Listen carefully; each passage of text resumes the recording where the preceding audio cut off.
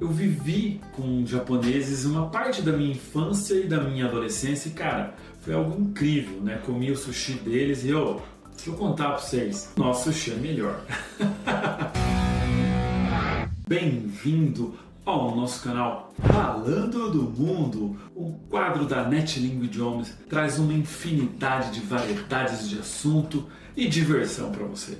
E hoje o assunto é mais que especial. Nós vamos fazer um comparativo entre Japão e Brasil.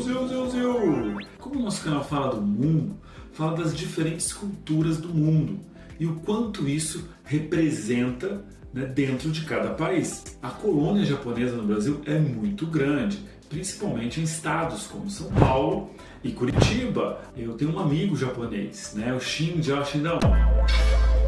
Um abraço para você, para toda a sua família, Michi, né, sua esposa, seus filhos. Um grande abraço, meu querido. Saudades imensas de você. Quando criança a gente brincava que se cavar um buraco, a gente sai lá do outro lado do mundo, né? Sai lá no Japão. Eu vivi com japoneses uma parte da minha infância e da minha adolescência e, cara, foi algo incrível, né? Comi o sushi deles e, deixa eu contar pra vocês, o nosso sushi é melhor. Eu não acredito no que eu ouvi. Não acredito no que eu ouvi, não pode ser verdade isso que eu escutei agora.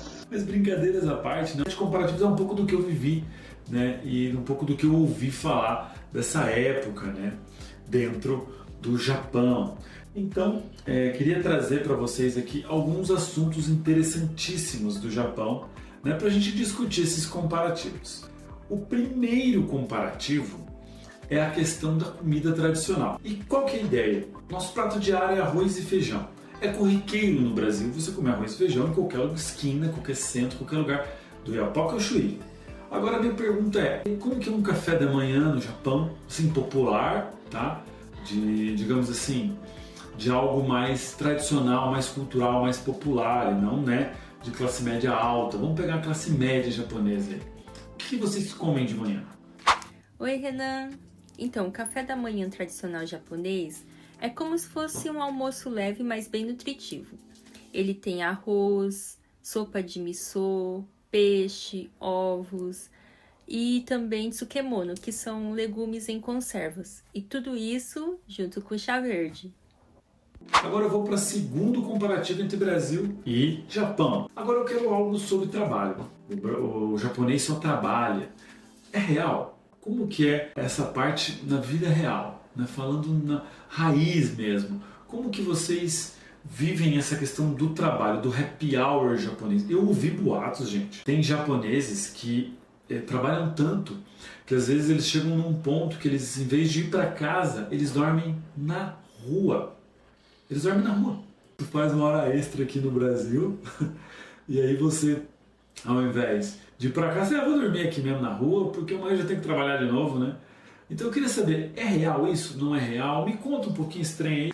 Aqui a jornada de trabalho é bem longa, né? Nós aqui somos decassegues.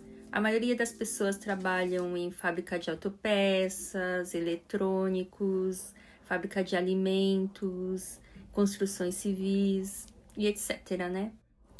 O Shinji mesmo trabalha em uma fábrica de autopeças e eu sou nail designer.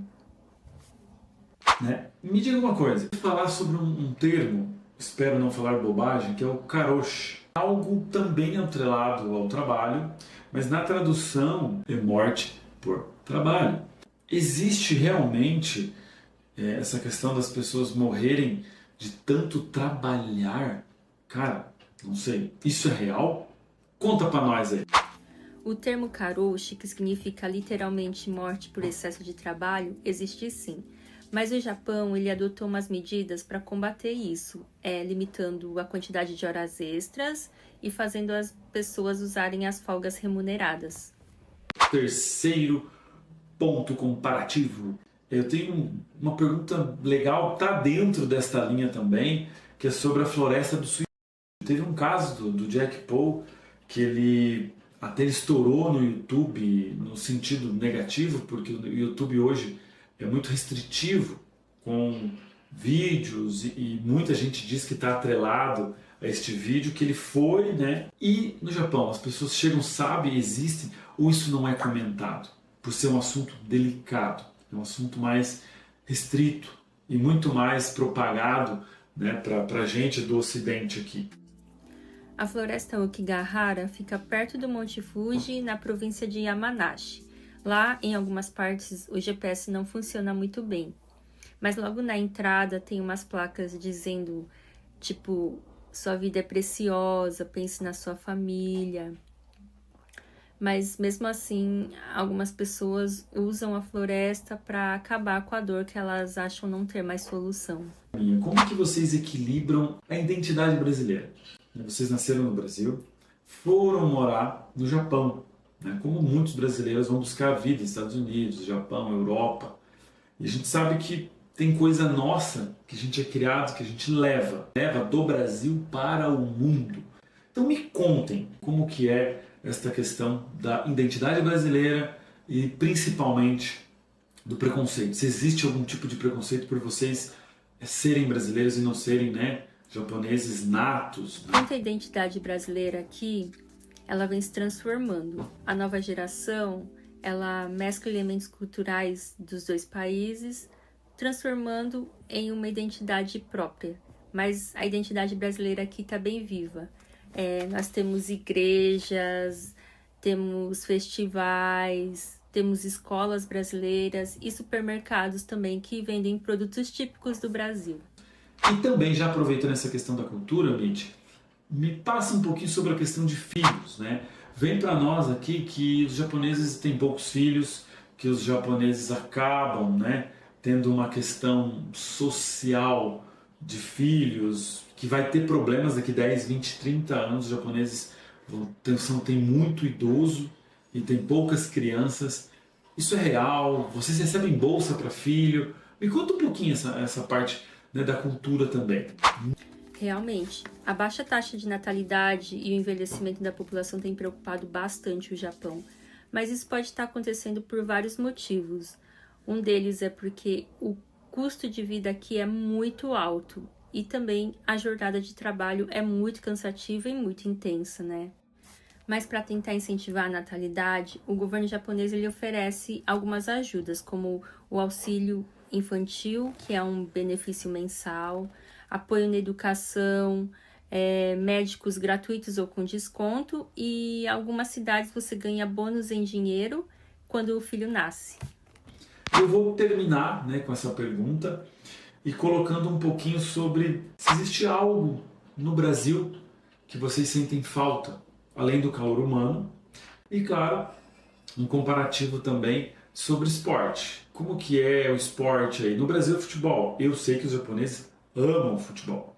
Então eu queria entender um pouquinho mais isso, e nós temos a capoeira como um símbolo, né, de esporte na luta. Né? Eu sei que vocês têm o sumô, o karatê. Me conta um pouquinho.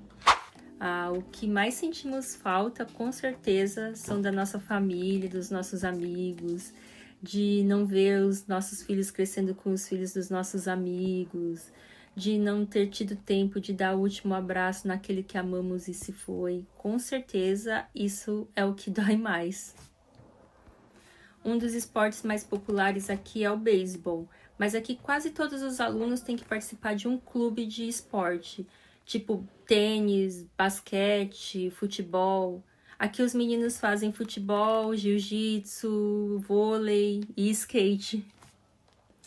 Massa, muito legal. Mitch, pô, parabéns. Muito obrigado aí, pessoal, pela ajuda, por esse conteúdo tão rico de trazer, né, um pouco dessa parte do Japão aqui para nós brasileiros, aqui para o nosso canal Falando do Mundo. E você que gostou desse conteúdo cultural, gostou desse conteúdo de viajar em outros países, curta nosso canal, por favor, aciona o sininho, que isso faz muita, mas muita diferença para o nosso canal.